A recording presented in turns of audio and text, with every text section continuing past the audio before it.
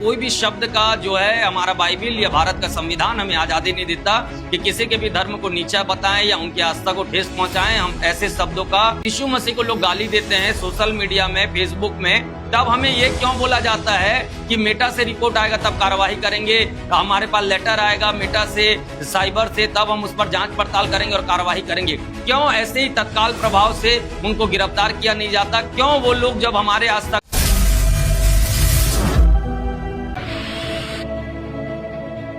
मसीह में मेरे प्रियो आप सभी को जय मसीह की। मेरे प्रियो, जैसे कि आप सभी जानते हैं कि छत्तीसगढ़ क्रिश्चियन फोरम के जो अध्यक्ष हैं अरुण पन्नालाल जी, वे जेल के अंदर हैं।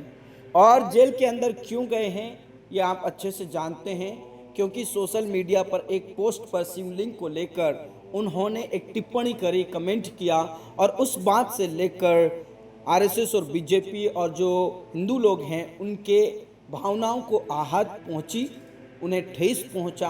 और इस बात को लेकर कोई विधायक हैं जो कि आरएसएस और बीजेपी के हैं, उन्होंने शिकायत दर्ज करी और शिकायत के बाद उनके ऊपर एफआईआर हुआ।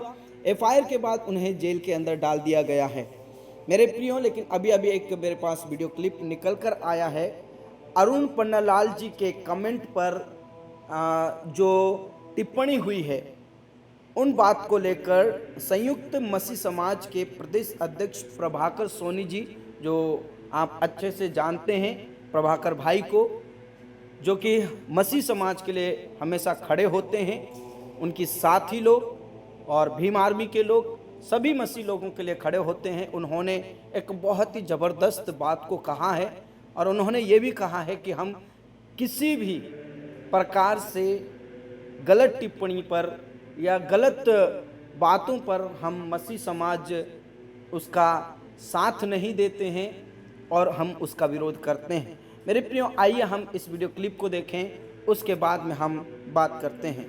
अरुण पन्नालाल जी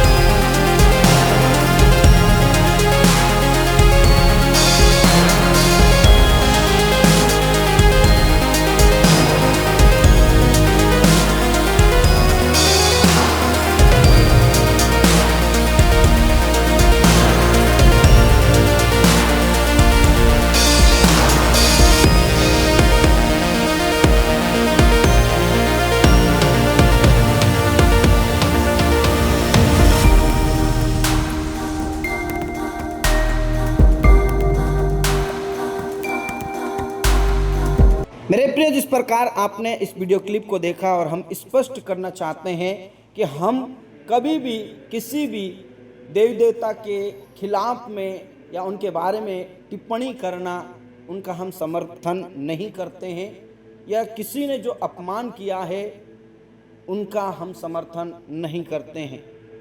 और प्रभाकर भाई ने भी कहा है कि हम उस कानून का सम्मान करते हैं, हम सभी धर्मों को एक समान देखते हैं, हम सभी धर्मों का सम्मान करते हैं और हम किसी भी भावनाओं को आहत पहुंचाने वाली बातों का समर्थन नहीं करते हैं। लेकिन उन्होंने कहा, क्या हमारी आस्थाओं पर जो चोट पहुंचाते हैं वो हमारी आस्था नहीं है? जब हमारे प्रभु यीशु मसीह के बारे में लोग भद्दा मजाक बनाते हैं, उनके बारे में गलत गलत टिप्पणियां करते हैं, उनके बारे में गलत गलत बोलते हैं, तो क्या उनको भी जैसे अरुण पन्नालाल जी को गिरफ्तार किया गया है वैसा उनका साथ व्यवहार हुआ है? नहीं हुआ है।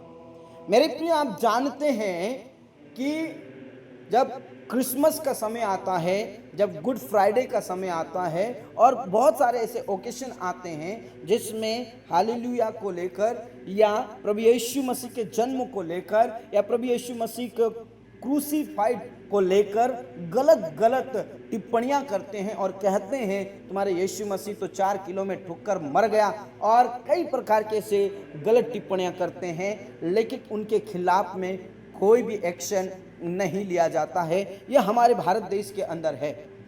हमने जैसे ही पहले ही भी बोला कि हम किसी भी गलत टिप्पणी का समर्थन नहीं करते हैं और ना ही किसी देवी देवताओं का अपमान करने के लिए समर्थन है। और भाई ने भी कहा है, क्या उनके ऊपर इसी प्रभावी रूप से उनको गिरफ्तार किया जाता है? नहीं किया जाता है।